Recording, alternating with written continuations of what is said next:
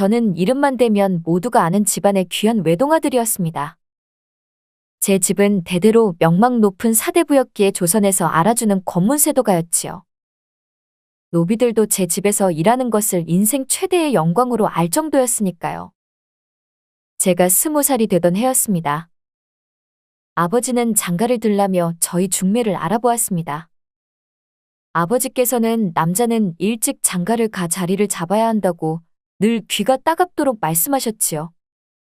솔직히 혼례는 집안 대 집안의 결합이었기에 아무 가문과 사돈을 맺지 않겠다고 입버릇처럼 떠드셨습니다. 저는 아버지가 시키는 대로 따를 뿐이었습니다. 고작 20살 인생에 알면 뭘 알겠습니까? 그저 아버지가 하자는 대로 따르는 게 최고였습니다. 그러던 어느 날이었습니다. 오랫동안 비어있던 기와집으로 새로운 양반이 이사를 왔습니다. 저는 옆집으로 이사온 사람들이 어떻게 생겼을까 궁금했는데 담장 너머를 훔쳐보니 저와 동갑인 외동딸을 데리고 있는 가문이더군요.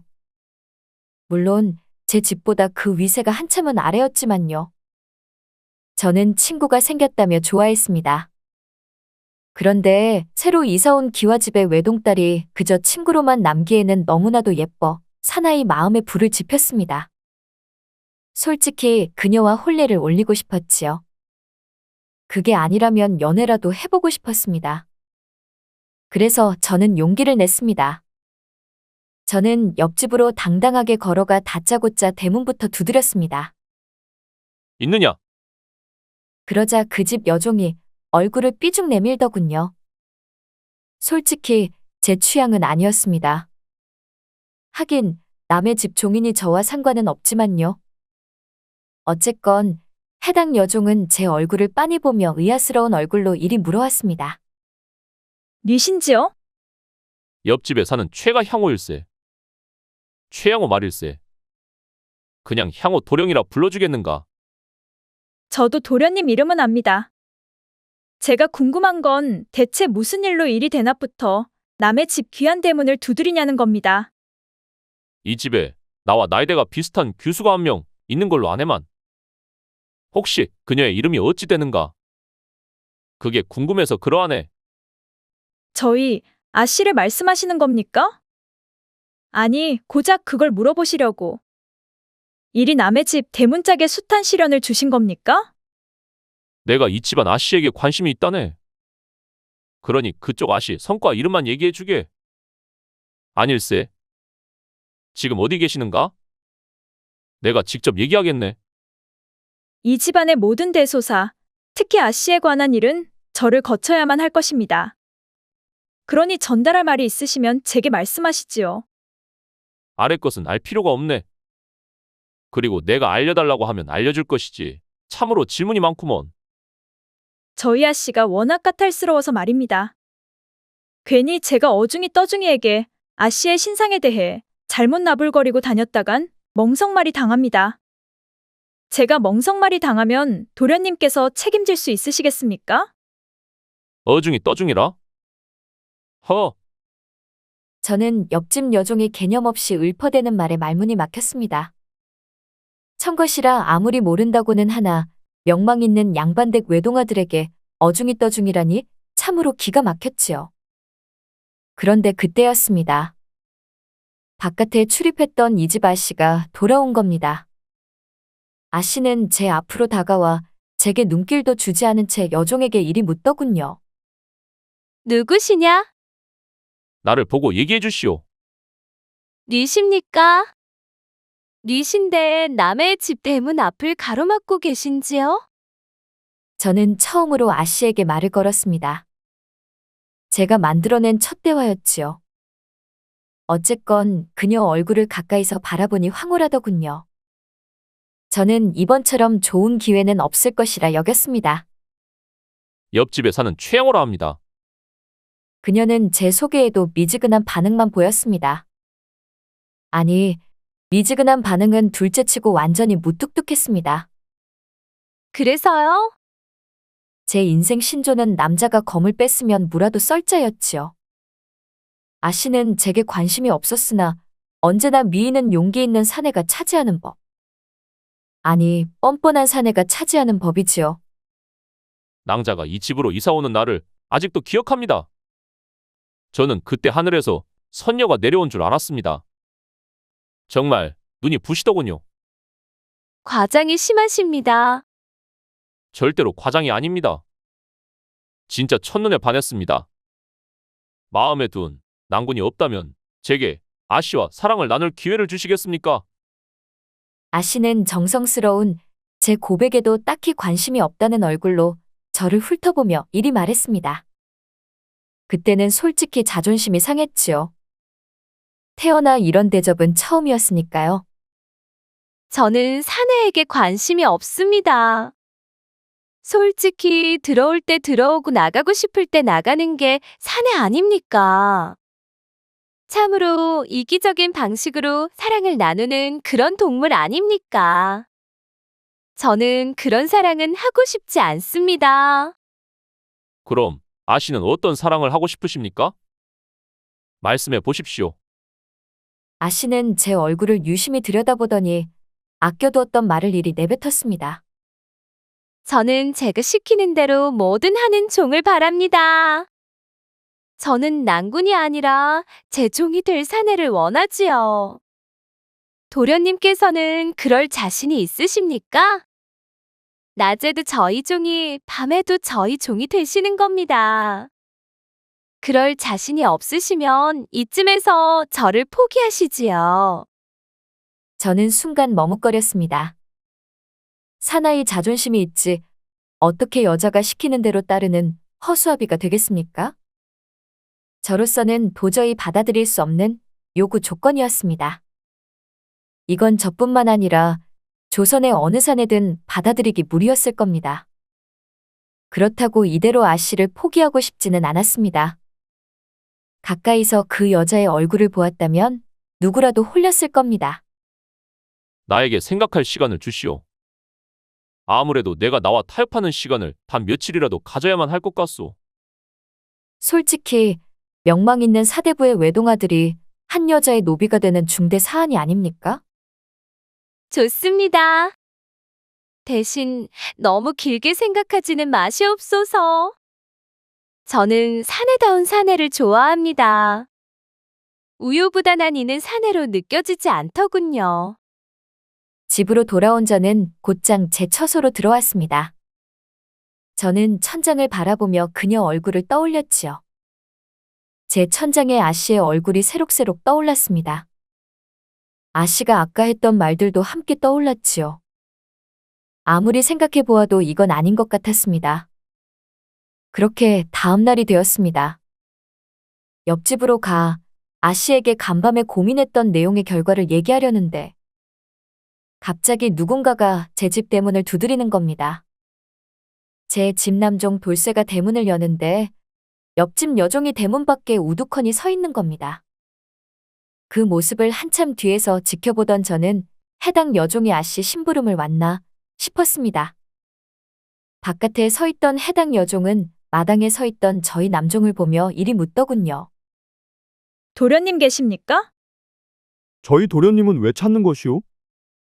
저는 해당 여종의 아씨가 건넨 좋은 소식을 가져왔다고 확신해 잽싸게 대문 앞으로 뛰어가 남종을 밀쳐내고서 여종을 보며 이리 물었습니다.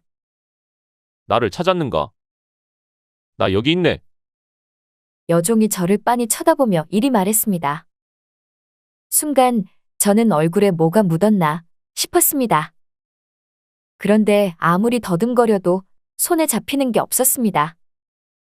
왜 아씨를 좋아하시는 겁니까? 그게 무슨 말이더냐? 말 그대로입니다. 왜 아씨를 좋아하시냐 이 말입니다. 당연한 거 아니냐? 선녀를 좋아하는 건 선녀가 예뻐서 그렇지. 거기에 무슨 거창한 이유 따위가 있어야만 하나? 그럼 저희 아씨가 예쁘단 말입니까? 허! 조선의 사내 눈깔이 삐지 않았다면 그건 공통된 사안이 아니겠느냐? 그래? 무엇 때문에 나에게 이런 질문을 한단 말이냐? 여종은 잠시 고민하더니 저를 보며 이리 말해왔습니다. 여종의 표정이 사뭇 비장했지요. 처음 본 순간부터 도련님을 마음에 두고 있었습니다. 뭐라? 저는 황당했습니다. 제가 잘생긴 얼굴이었고 많은 여인에게 인기가 있었으나 여종의 일이 대놓고 고백하는 경우는 없었기 때문입니다. 그건 둘째치고 해당 여종이 이해되지 않았습니다. 이곳 조선에서 양반 사내와 여종은 이뤄질 수 없는 사이인데. 어쨌건 이 여종이 그걸 모르지는 않을 텐데 말입니다. 나는 양반이고 자네는 여종일세. 더군다나 자네 생긴 것이 나의 취향은 아니구먼. 그러니 이쯤에서 마음을 접으시게. 그게 자네에게 좋을 것이야. 저는 옆집 대감 본부인의 딸입니다. 지금의 아씨는 첩의 여식이지요. 뭐라? 저는 황당했습니다. 세상에 이런 일도 있다니. 솔직히 듣고도 믿기지 않았습니다. 그래서 이 같은 말을 눈앞에 있는 여종이 지어냈다고 확신했습니다. 나보고 그런 뻔한 거짓말을 믿으란 소린가? 장난이 심하구먼. 더는 듣고 싶지 않으니 내 눈앞에서 사라져 주게. 불쾌해서 더는 자네와 말을 섞고 싶지는 않네. 거짓말이 아닙니다. 저는 끝까지 거짓말로 저를 농락하려는 여종의 태도에 화가 솟구쳤습니다. 그러면 자네가 어쩌다가 여종이 되었단 말인가? 본부인의 여식이 그러기가 쉽다던가? 아무리 상식적으로 생각해 보아도 나는 이해할 수가 없네. 신분 상승이 어렵고 하락이 쉬운 세상이라나. 어찌 대갓집 교수가 하루아침에 여종으로 전락할 수 있다는지. 참으로 이해가 안 간단 말일세. 제 어머니는 마님이셨습니다. 어느 날 아버지께서 기방에서 데려온 기생년에게 영혼을 홀리시어 안방의 주인이었던 제 어미를 매정하게 내치셨지요. 거기까지는 그럴듯하나 대갓집 교수가 노비가 된다는 것은 솔직히 불가능한 일일세. 대체 어떠한 사연이 있어서 노비가 되었단 말인가? 아버지 때문입니다. 아버지는 첩의 치마폭에 맛이 가시어 저와 어미를 내쫓았습니다. 모든 걸 첩에게 내주었지요. 저와 어미가 쫓겨나 세상 사람들에게 입방정을 떠들까. 저와 어미를 첩과 종으로 만들어 이 집에 가둔 채 통제하고 있던 겁니다. 듣고 보니 그럴듯했습니다. 그러함에도 해당 여종의 말에는 의문이 많았습니다. 그래서 나에게 하고 싶은 말이 무엇인가? 자네의 그런 사연과 나를 마음에 두고 있다는 고백이 어떠한 연관 관계가 있냐 이 말일세. 저를 거두어 주십시오. 더는 이 집에서 여종 노릇을 못하고 살겠습니다. 도련님의 첩이라도 좋습니다. 저만 거두어 주신다면 이 은혜는 평생 잊지 않겠습니다. 그러니까 자네 말은 자네가 나와 혼례를 올려. 출가 외인이 되어 지옥 같은 그 집에서 나오겠다는 소리구먼. 맞는가? 여종은 저를 똑바로 응시한 채 말했습니다. 예, 그렇습니다. 미안하지만 내가 여자 보는 눈이 꽤 높다네. 나는 첩을 들여도 아무나 들이지 않음이야. 또한 정식 부인도 맞이하지 않았는데 첩을 들인다는 게 논리적으로 맞지도 않지 않은가? 여종이 풀이 죽은 얼굴로 말했습니다. 그렇지요. 제가 잠시 급한 마음에 무리한 부탁을 한 것 같습니다. 솔직한 심정은 저와 혼례를 올려달라고 말하고 싶었으나 저도 제 외모를 알기에 그게 무리한 부탁인 것만 같아. 첩이라도 되게 해달라는 마음에도 없는 소리를 한 겁니다. 저는 이루어지지 않을 이 인연에 집중하고 싶지 않았습니다. 더욱이 이 여종에게 희망 고문도 하게 하고 싶지 않았지요. 자네의 마음은 잘 알겠으나 우리는 인연이 아닌 것 같네. 그러니 다른 사내를 알아보게. 그렇게 여종은 자기 집으로 돌아갔습니다. 저는 어깨가 처진 채 발걸음을 물린 여종의 뒷모습만 애처롭게 바라보았습니다. 나와는 상관없는 일이라 여겼으나 묘하게도 신경이 쓰이더군요. 그리고 그날 늦은 오후였습니다. 저는 제가 선택한 답을 아씨에게 알려주기 위해 그 집 대문을 두드렸습니다. 소란스러운 소리에 여종이 대문을 열더군요. 낭자 계십니까? 여종은 초조한 얼굴을 애써 감추며 제게 이렇게 묻더군요. 도련님 표정을 보니 아 씨에게 오늘 고백하시려는 모양이네요. 저는 진지한 얼굴로 이리 답했습니다. 맞네만. 안에 계시면 불러주시게. 해당 여종이 제게 묵례하고 발걸음을 물리더니 잠시 후 아씨가 대문 밖으로 걸어 나왔습니다. 다시금 보는 얼굴이지만 볼 때마다 황홀함을 선사하는 여자였습니다. 그래, 저 여자가 진짜 저희 인생 배필이었지요. 아씨. 이놈이 결정하였습니다. 정말이십니까? 아씨의 노비 같은 사내가 되기로 결정하였습니다. 그렇게 제가 좋습니까? 당연한 것을 왜 묻습니까? 아씨도 좋았는지 희죽대더군요. 그럼 상견례는 언제 잡을까요? 저는 잠시 고민하다가 아씨 얼굴을 보며 이리 답했지요. 제가 아버지와 어머니를 모시고 내일 찾아뵙겠습니다. 그렇게 아씨와 헤어진 저는 최근 있었던 일을 아버지와 어머니께 얘기하였습니다. 아버지는 제가 옆집 아씨와 혼례를 올리고 싶다고 말하니 잠시 이해득 씨를 따지시다가 이내 저를 보며 이렇게 말씀하셨습니다. 옆집이라면 괜찮겠다. 그럼 나와 함께 내일 옆집 어르신을 만나보자구나. 정말이십니까? 이 아비도 어렸을 땐 그랬다. 아니, 할아버지의 할아버지 때부터 그랬지. 혼례를 올릴 배필이란 멀리서 찾을 필요가 없단다. 그러니 옆집과 옆집이 사돈이었던 경우가 다반사였다. 요즘엔 말과 서신이 생겨 굳이 가까이서 찾는 문화가 사라졌지만 말이다. 나 때는 그런 낭만이 있었지. 아버지는 잠시 지난 날을 회상하셨습니다. 어쨌건 다음 날이었습니다. 저는 아버지, 어머니와 함께 양손 무겁게 옆집으로 향했지요. 옆집 어르신도 이 같은 사실을 알고 있었는지 저와 부모님을 반겨주셨습니다. 제 앞으로 장인들 뿐과 꽤 젊어 보이는 장모님이 서 계셨고 그 옆으로 아씨가 서 있었습니다. 여종 말로는 제 눈에 보이는 지금 장모가 원래는 첩이었다고 생각하니 왜 그런지 알 것 같았습니다. 장모님이 저리 예쁘니 장인이 본부인을 밀어내고 첩을 본부인으로 앉혔던 것이겠지요. 참으로 잘 오셨습니다. 제 딸에게 들었습니다. 대청에 진수성찬을 마련해 두었습니다. 안으로 드시지요. 저희를 이리 반갑게 맞아주셔서 감사합니다. 약소 하나 최상급 육포를 가져왔습니다. 부드러워 씹어 드시기 좋으실 겁니다. 아이고, 이렇게 귀한 것을. 감사합니다. 예비 장인어른은 저와 아버지, 어머니를 음식이 차려진 대청마루로 안내했습니다.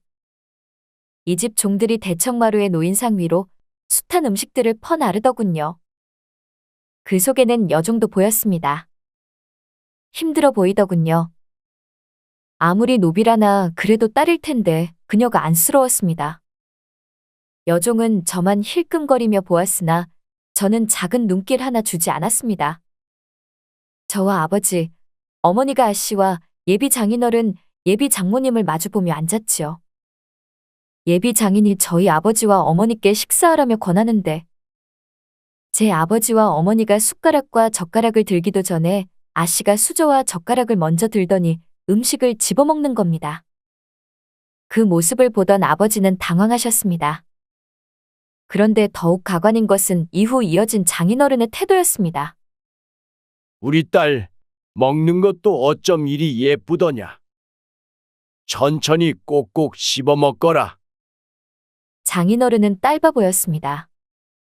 더군다나 장인어른은 배가 고플 텐데 자기는 먹지도 않고서 장모님과 딸 숟가락에 반찬만 쉬지 않고 올려댔습니다. 저는 순간 아차 싶었습니다. 저 모습이 제 미래 같았지요. 저는 고개가 절로 저어졌습니다. 그렇게 상견례가 끝나고 저와 부모님은 집으로 돌아왔습니다. 심란하더군요. 아버지가 불쾌한 감정을 내보인 채 제게 말씀하셨습니다. 옆에 앉아있던 어머니께서는 아무 말씀이 없으셨지요. 향호야, 아무래도 저쪽 지방과는 사돈 맺기가 힘들 것 같구나. 너도 그렇게 느끼지 않았더냐? 송구합니다. 제가 사람 보는 눈이 턱없이 부족하여 그만 아버지와 어머니께 불효를 저질렀나이다. 옆에 있던 어머니께서 이리 말씀하시더군요. 하나를 보면 열을 안다고 하였다. 사람 하나 잘못 들였다가 패가 망신하는 양반들 수업 이보았다. 저쪽 집과는 작은 인연도 맺지 않았으면 한다. 알겠습니다. 그날 이후 저는 여자 보는 눈이 바뀌었습니다. 외모? 정말 중요하지요. 그런데 외모보다 중요한 것이 마음인 것 같습니다. 어른에 대한 공경심이 없어서야 어찌 시부모를 모시고 아이까지 낳아 착한 어미가 되겠습니까?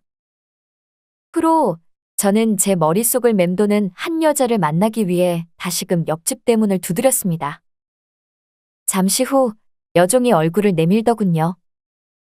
제가 유심히 바라보니 짧은 사이 제법 초췌해졌습니다.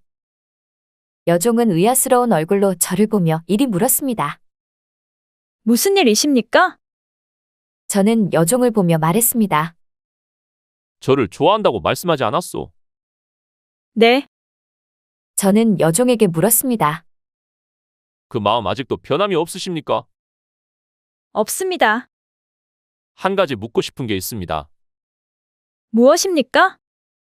저와 혼례를 올리면 시아버지와 시어머니를 잘 공경할 자신이 있으십니까? 그게 대낮부터 무슨 말씀이십니까? 어른을 공경할 줄 아는 여자, 타인을 배려할 줄 아는 여자. 현명한 여자라면 저와 혼례를 올리시죠.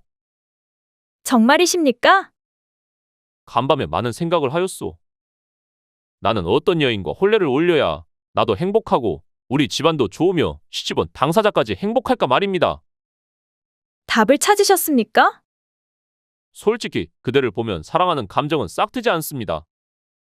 이건 예쁜 여자를 좋아하는 사내의 본능이니 어쩔 수 없지요. 그런데 어찌? 그대를 보고 있으면 자꾸 생각이 나고 신경이 쓰입니다. 이것도 사랑의 감정이 아니겠습니까? 해당 여종은 아무런 대답도 없었으나 고백 같지 않은 저희 고백에 닭똥 같은 눈물만 쏟아냈습니다. 후로 저는 옆집 여종과 혼례를 올렸습니다. 저는 양반집 도령이고 제 아내는 옆집 노비였으니 둘의 결합이 불가능하지 않았겠느냐 말씀하시겠지만 해당 여종은 그 집에서만 정해놓은 신분이었지 조선 조정에는 양반으로 올려져 있어 괜찮았습니다. 그렇게 저와 아내는 행복하게 살았으며 저에게 시집 온 이후 제 아내의 표정은 한결 밝아졌습니다. 그런 모습을 보니 절로 뿌듯하더군요. 그러니 가까운 곳에서 찾으시기를 바랍니다. 인연은 절대로 먼 곳에 있지 않습니다.